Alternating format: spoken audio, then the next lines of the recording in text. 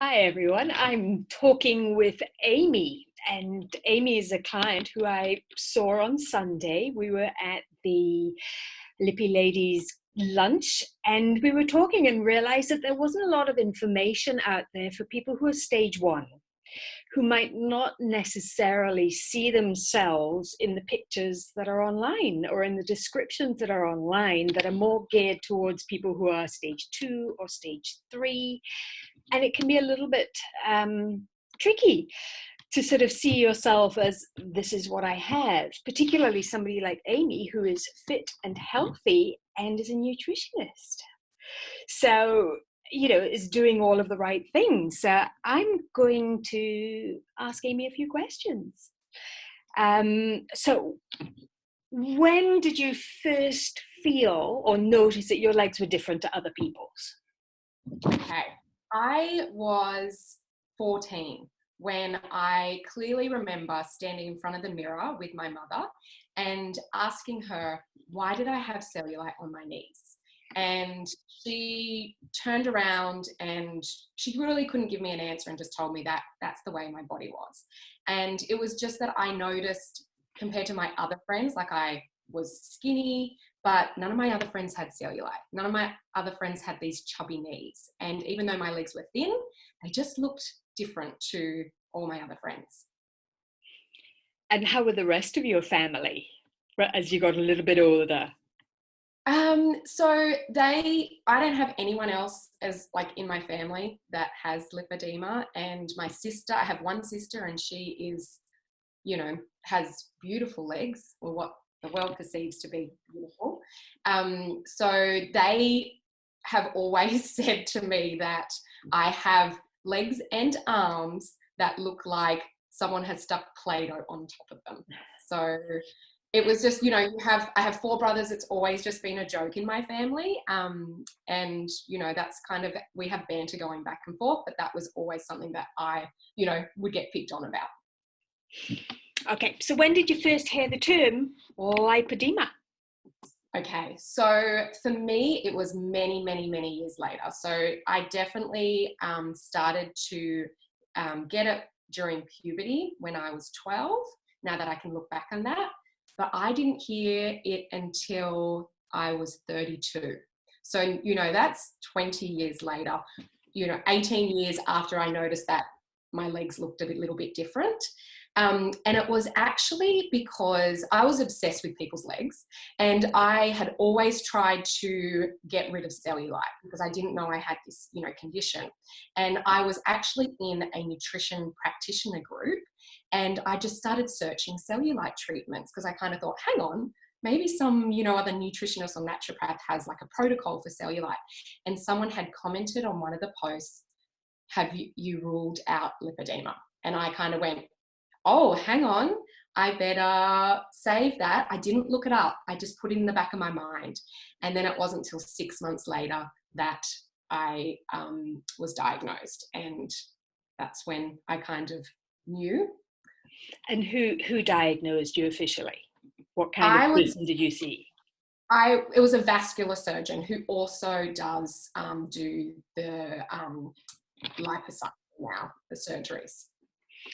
Okay, so how did you feel when you found out that this is, had it confirmed, and could you connect with what you saw online?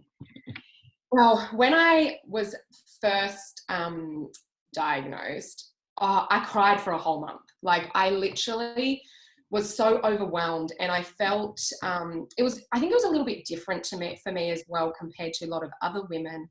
I had been searching for 10 years what was wrong with my body from being a nutritionist. I knew it was a little bit different.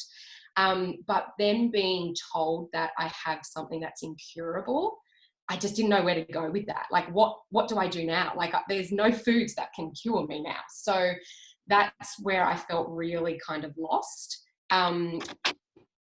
Relating to the pictures online, no. Like, it was, you look online and my body looks completely different.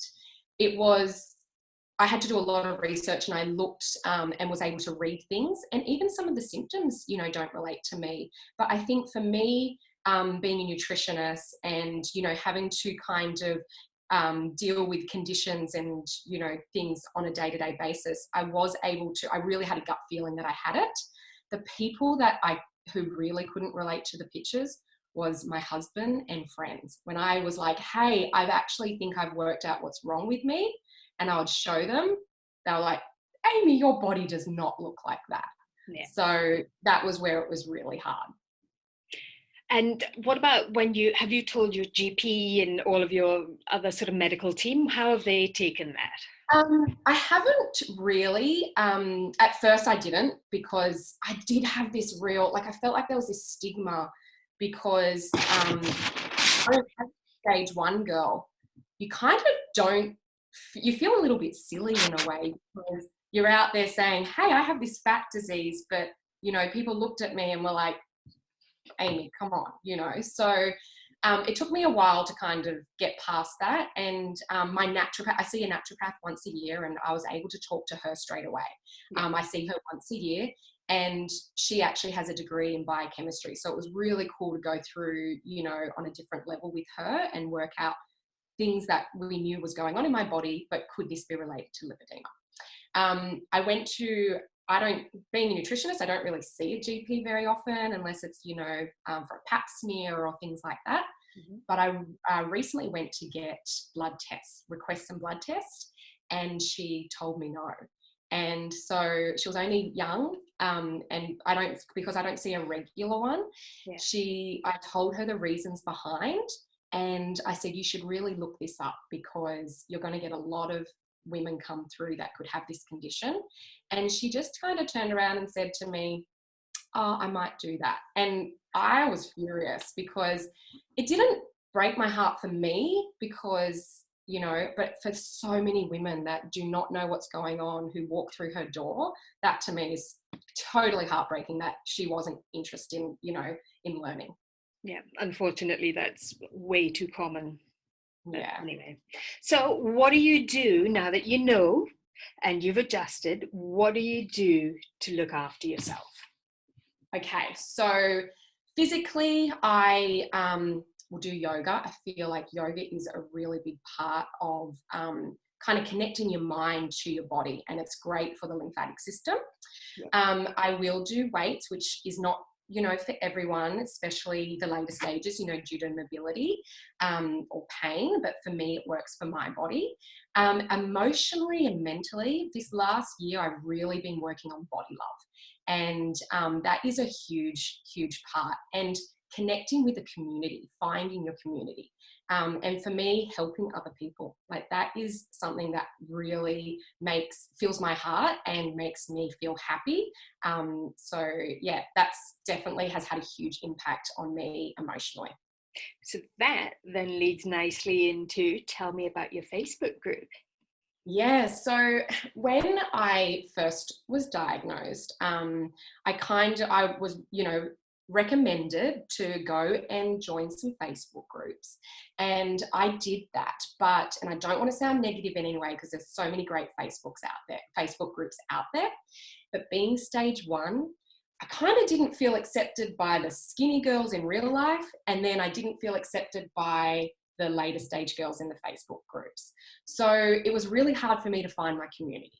And then it was literally, I was seeing a kinesiologist, you know, to help like energy work. And she said, get yourself out there on Instagram. It could be really healing. So that kind of led doing that. I felt supported. So then I felt strong enough to start my own Facebook group. And it's just about nutrition. All girls are welcome. It's not for stage 1 only, but I have knowledge, and I just feel like I can help other women. And if I can give them some tools, it's absolutely empowering. Fantastic. It's just such a lovely, positive spin on the situation that you're in. Yeah. So what do you think, have you seen all of the research that's going on? Does that excite you? How do you feel about that? This is funny, and I'm not a researcher, and that was my least favorite subject, you know, when I was studying nutrition. I think it is great that there is so much stuff going on. Yeah. I guess for me, from a holistic approach, I want to know what the root cause is. So I want to know what the underlying issue is so that I could look at treating that versus just treating symptoms. So I hope that the research is going to be tailored towards that. I know that, there will be, they will be working on trying to stop the growth and working on, the symptom side of it, which is absolutely fine. I think that, will be needed, but I do just hope that we can kind of work out what is causing this, what's happening in our body. Absolutely.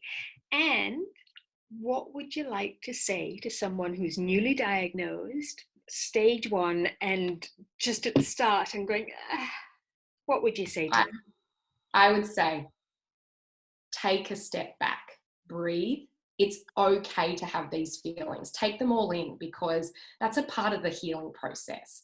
And then find your community. So whether that is through Instagram or Facebook, whether it is, talking to your GP if they're supportive. But if you've got a gut feeling as well, go with your gut. Don't let anyone sit there and tell you that, you're crazy and this is not happening to your body.